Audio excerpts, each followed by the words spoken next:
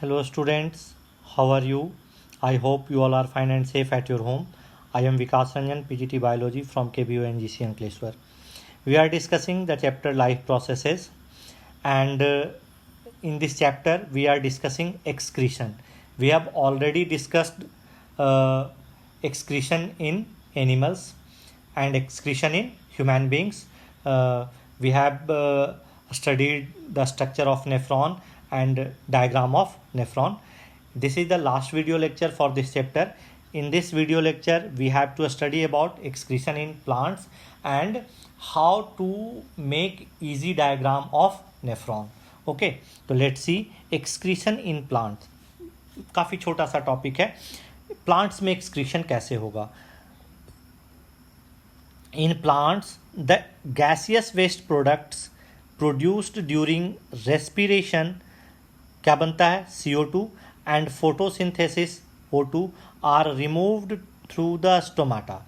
Plants में जो gaseous waste बनेगा, कार्बन डाइऑक्साइड हो या ऑक्सीजन हो, या तो कार्बन डाइऑक्साइड हो रेस्पिरेशन के थ्रू बनेगा, O2 एक्सेस अमाउंट में बनेगा during the process of photosynthesis. इन दोनों को ही प्लांट की बॉडी से बाहर निकालना है. कैसे निकाला जाएगा? Through stomata. What are stomata? The tiny pores present on leaf surface for gaseous exchange. These pores are called stomata. You have already studied. Excess water is also removed through the stomata. This process is called transpiration. मतलब plants body में अगर excess amount of water है तो वो stomata के through water vapour के रूप में रिलीज कर दिया जाएगा and this process is called transpiration. Some waste products are stored in the leaves and removed when the leaves dry and fall of.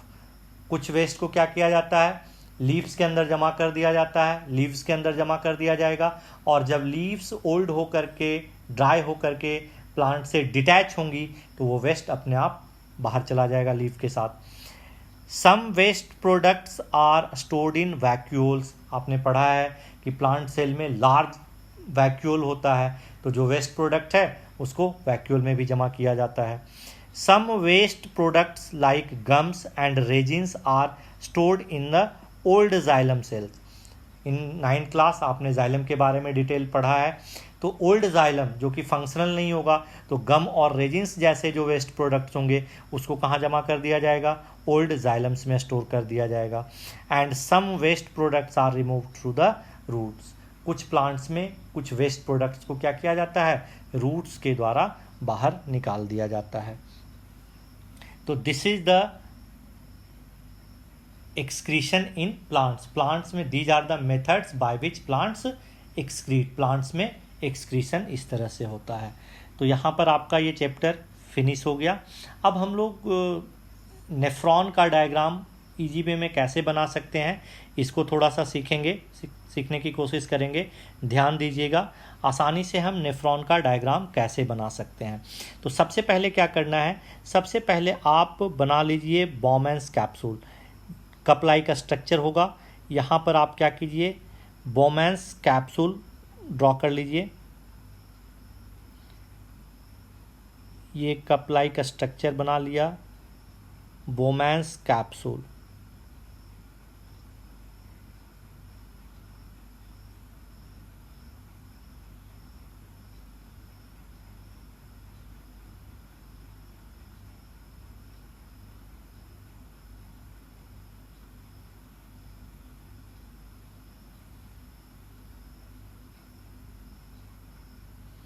ये बोमेंस कैप्सूल बन गया.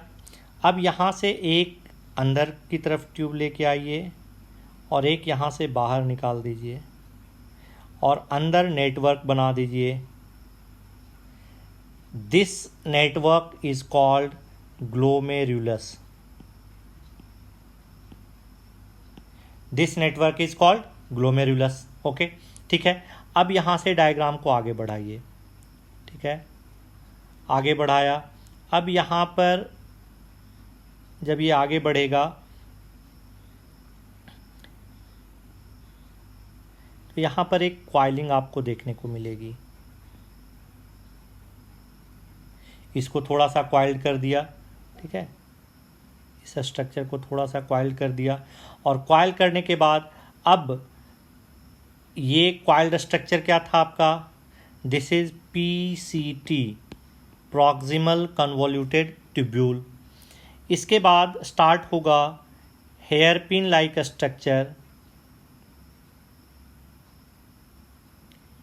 या यू शेप स्ट्रक्चर आप कह सकते हो।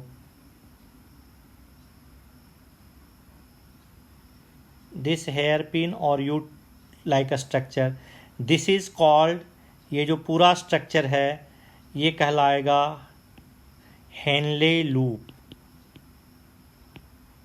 Henle's loop.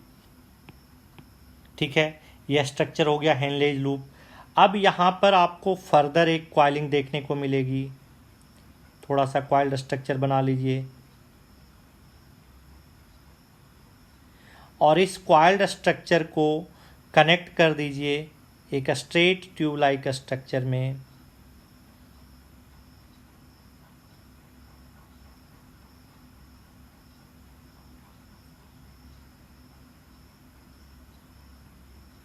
This is called collecting duct. This one is called collecting duct. अब इसमें आप देखेंगे आपको क्या क्या डायग्राम, ये बस सिंपल सा डायग्राम बनाना है नेफ्रॉन का। अगर आपने ये डायग्राम नेफ्रॉन का एग्जाम में बनाया, आपके कोई मार्क्स कट नहीं होंगे, आपको फुल मार्क्स मिलेगा। ये पार्ट जो है ये है ग्लोमेरुलस, ये कप लाइक पार्ट जो है दिस इज कॉल्ड बोमेंस कैप्सूल। ये जो पार्ट कप लाइक स्ट्रक्चर बना ये हो गया आपका बोमेंस कैप्सूल।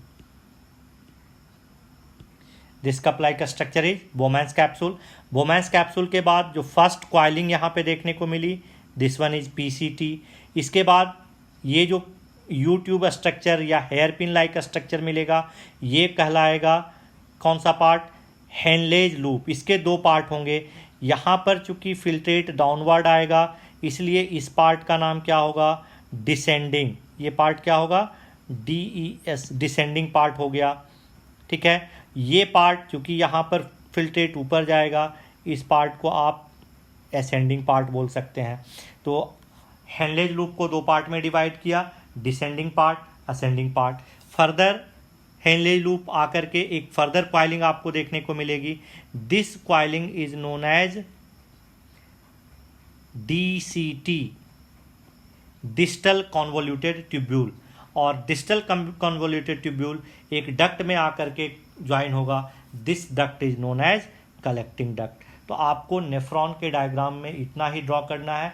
काफ़ी सिंपली आप नेफ्रॉन का डायग्राम बना सकते हैं और आसानी से एग्ज़ाम में अच्छे मार्क्स स्कोर कर सकते हैं। तो नेफ्रॉन के डायग्राम से घबराना नहीं है। आपको क्या करना है, आप जहां कंफ्यूज होते हो वो पार्ट क्या है, हेनलेज लूप के पैरेलली वासा रिक्टा है, उसको बनाने में आप गलती करते हैं या उसको देख करके डर जाते हैं कि ये काफ़ी मुश्किल सा डायग्राम है, कैसे होगा। तो वहाँ पे वासा रिक्टा आपको बिल्कुल ड्रॉ ही नहीं करना है। आपको जब भी इसमें नेफ्रॉन का डायग्राम बनाना है तो जो लेबलिंग करनी है, लेबलिंग में ग्लोमेरुलस कंपलसरी है, ग्लोमेरुलस दिखाना है। कहाँ होगा, बोमेंस कैप्सूल के अंदर प्रेजेंट होगा, कप लाइक स्ट्रक्चर के अंदर। तो ये पार्ट जो होगा ग्लोमेरुलस, ये आपको दिखाना जरूरी है। बोमेंस कैप्सूल दिखाना जरूरी है आपको, बोमेंस कैप्सूल, ये जो कप लाइक स्ट्रक्चर है बोमेंस कैप्सूल है, ये दिखाना जरूरी है। PCT, ये जो फर्स्ट कॉइलिंग है, this first coiling is called PCT, proximal convoluted tubule, ये दिखा दीजिए। उसके बाद ये जो हेयर पिन या यूट्यूब यू लाइक स्ट्रक्चर है, दिस इज हेनलेज लूप, आप ये दिखा दीजिए। असेंडिंग और डिसेंडिंग रहने दीजिए, मत दिखाइए। उसके बाद यहाँ पर जो सेकेंड कॉइलिंग आपको देखने को मिल रही है, ये क्या है, DCT, डिस्टल कन्वोल्यूटेड ट्यूब्यूल है, आप इसको दिखा दीजिए। और फाइनली एक जो स्ट्रेट डक्ट है, this one is called collecting duct, आप इसको दिखा दीजिए। तो इतनी लेवलिंग अगर आप कर देंगे, ऐसा डायग्राम बना देंगे, तो आपको एग्ज़ाम में पूरे मार्क्स मिल जाएंगे। तो ओके, आपका लाइफ प्रोसेसेस चैप्टर आज कंप्लीट हो गया। आप इसके in text question NCERT text book में जितने भी हैं, जो एक्सरसाइज में क्वेश्चंस हैं, सबको अच्छे से सॉल्व कर लेंगे। कहीं पर कोई प्रॉब्लम होगी तो आप पूछ लेंगे। ओके, तो मैं उम्मीद करता हूँ ये चैप्टर आपको अच्छे से समझ में आया होगा। जो भी इम्पॉर्टेंट मैंने बताया है उसको अच्छे से याद करेंगे। बहुत सारे डायग्राम्स हैं, उन डायग्राम्स को बनाने की प्रैक्टिस करेंगे। This chapter is very very important for your board examination. Okay, thank you for watching.